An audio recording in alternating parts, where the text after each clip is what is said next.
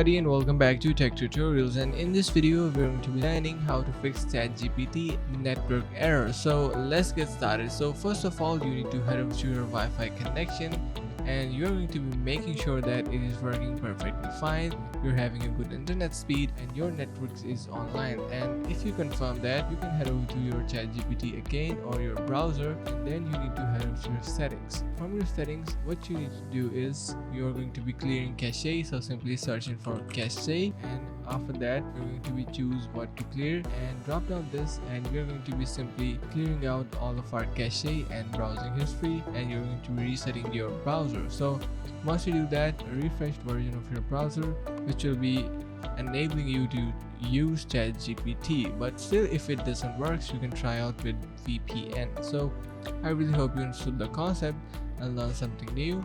If you found this video helpful, make sure to subscribe to the channel, like the video and share with your friends. Thank you for watching. See you in the next one.